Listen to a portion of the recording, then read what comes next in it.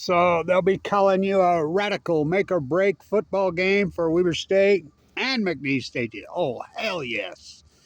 Really important game. Which team can throw it off? The McNeese State got drilled by the Raging Cajuns. But Weber State's first two games have been an absolute disaster. Disaster. Let's talk about this, what I think is going to happen. And first off, to the one of the great players of Weber State ever, Damon Bankston. What a game did he have last night in the Rose Bowl in Pasadena. Oh. He had 154 yards rushing with a touchdown. He had a really great little doink screen pass, busted it for 43 yards for a touchdown pass. Leading receiver, leading rusher. What a game he had. You know, I didn't get to see much of the whole. I saw just the highlights, just was watching here or there. But Abe Williams, they didn't have many kick returns. Of course, Banks has been returning them, but so just another great Weber State player been run off. So let's talk about this McNeese Weber State. This first two games, Weber State have been an absolute disaster, but we'll see if these guys can flick it off. I mean, really, it don't mean shit. This game does. This game, remember that game last year, right here? That was a hell of a game. It's a great game. McNeese State beat Weber here. I think it was 28. I mean, wild game. Good game, but they lost. And what's happened the first two games with Weber State is real simple. It's going to be the same today. These defensive coordinators are going to say, listen, we don't think this quarterback can do shit. We are not going to let Godley, because he's a Bankston type. He's that good. They know that. They're like, no. We are not letting this running game beat us. We're going to make this young quarterback, well, he's isn't young, he's, transferred 2 years. We don't think he can beat us. So they're stacking the box. It's going to be the same here. Now, don't get me wrong, I like Jackson Gilkey, but I was here at practice. I'm here every day. I keep my own stat sheets, my own evaluation, and it's supposed to be a true competition. I had him fourth out of the four quarterbacks. I had Jennings won by a way up there. Jennings is the best quarterback on this team by far. Was last year. Why he doesn't play is beyond me. And I always say anybody, coaches or whatever out there, this guy is a diamond waiting to be plucked off. They're not going to play. And just remember, too, Mr. Jennings, this is the same school that cut Josh Heupel. For real. Won the Heisman a couple years later. So, I've later found out, and I know this, that even the team was in their stats, their evaluation sheets had him fourth. Then how come he's starting? Well, that's college football for you anymore, right? Well, ultimately Mickey Mantle, but we've seen Mickey Mantle player personnel choices over the last 3 years. They've been fucking pitiful. That's why Abraham Williams will play in the NFLs in New Mexico. How good did New Mexico? And I told you to ride them. Keep riding them. They're good. They got a real coach. They're good. I mean, it isn't that UCLA is that bad, which I don't think they're that good, but that ties into Utah and another Weber State player who got run off here. Braden Wilson at Wyoming. Wyoming's a 23-point underdog at home. I'm taking Wyoming. So I'm not a fan of Whittingham's. Never was. Whittingham is horrible against the spread. Whittingham's the most overrated coach in the history of the state of Utah, bar none. Don't get me wrong. I like the guy. I've met him a few times. He's a beast. I love the guy. But I just don't. I mean, he's a great defensive coordinator, but I mean, it's the same old thing. 4th down and 2. Stuffed. That overrated. So, back to Weber State football. Weber State football, everybody knows it. Mendel got so out-coached down there by Arizona because he's like, watch this. They're going to push the DBs up. They've got it. The DBs were the leading tacklers in the James Madison game. They got to be. Look, Weaver's got issues at linebacker. They got issues, and they know that. They got depleted. They have a lot of injuries. IU and one of the other, they just walked off and hung up their cleats. So they know they got the defensive lines got issues. You know, Thompson's been good, but he's been here forever.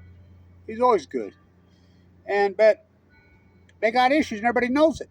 So Arizona's like, watch this. They're going to push up DBs, try to freaking, stop the run. We're just going over the top. How good did that quarterback look? And over the top he went. Boom, boom, boom. That game was over before it fucking started. Fuck, that game was what? 24 or 31 to nothing in the first fucking quarter. Over the top. I mean, got out coached. What else is new around here since Jay Hill left? So, today, this game is going to come down to, you have two quarterbacks very similar. Transfers in, controversial starters, and last week, both of them sucked. I mean, it's that simple. Which one of them is going to? I mean, this game will come down. Mark my words. This game will come down to quarterback play. One of these quarterbacks is going to step up. Now, I look for, Weber State's running game has never had a chance these first two because they're stacking the box. They're not going to let Godley out. Now, Weber's dinged up on offensive line. They're dinged. I got hurt, and they got a couple dings. Now, I don't know who's going to start for sure, but Godley is all that. I look for Godley to have a game today. And Bird Butler. They start swinging him out of the backfield like New Mexico did. I mean, you look at that play. That's exactly what Weber should be playing to the Bird. What New Mexico ran to our old great back here. How good did he look? So, Bankston. So, I look for both those guys to have good games today. I don't know why they're not playing Boogie Sylvester, getting some reps in with him. Maybe they're trying to save him, redshirt him. But this running game at Weber has had no chance. Now, some of these linebackers, hopefully they can step up. But first two games, I mean, throw them out the fucking window. This game, Weber is a 3.5 point underdog. But remember, Weber was a 14-point favorite here last year at home and they got beat. Of course, I mean, that's happened a lot under the mental era. Games that were huge favorites, they've gotten beat. So, I look for a high-scoring game. I look for both teams to put up numbers. And this is going to come down to quarterback play. Jackson Gelke's got a great long ball. He can throw the deep ball, but Mendel doesn't call that play, does he? I don't know why I don't like it. But, they got good receivers, man. Well, Noah Kerr is probably the best player on this team. He could have a game. So, I look for this game's going to come down to one of these quarterbacks stepping up. And which one's going to do it, I don't know, but I don't know. It's going to come down to some interceptions, some pick sixes. Yeah. I look for Weber to put up numbers. Can Weber outscore them? I don't think so. Maybe. But my guess this game will be a high-scoring, close game. So what's your prediction? I predict McNeese State 34.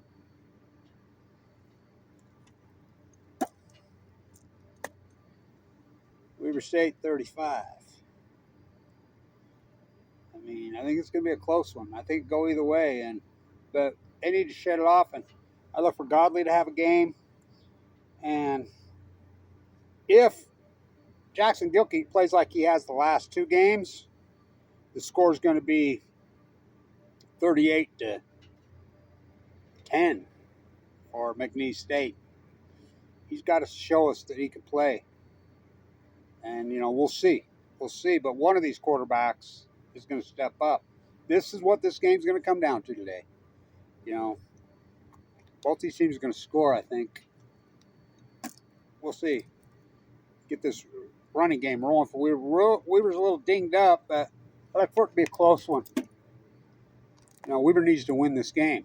They really need to win this game. Hey, bread on your head. If I was a gambler, I don't know, maybe a little money line action. I could see Weaver getting rolled. I could if the quarterback play doesn't step up. I could see Weaver getting beat by 14, 20. But if the quarterback play can step up and be good, I could see Weaver winning this game. So they need to play this important game. Congratulations to Demond. What a game. What a player. We run a lot of good ones off here. A lot of them. I knew they would be good this year. Got a hell of a coach. Got a couple really great. Abraham Williams. Demond Bankston. Frank Edwards is playing down there too. So Weaver needs to win this game. If not, it's going to be one ugly, long season. They need to show up, and it's going to come down to quarterback play. I still say Jennings should be the starting quarterback. Now, why he's not over the last 2 years, I have my opinions, but boosters involved. Oh hell yeah! Well, I don't understand why it matters because this is probably Mental's last year anyway. So I don't get it. But Mental's player personnel chose over the last 3. Well, the Mental era has been an absolute disaster. But they have players. They have good players. Let's see if they can turn it around. Let's see if they can do it. They have potential. Stand tuned.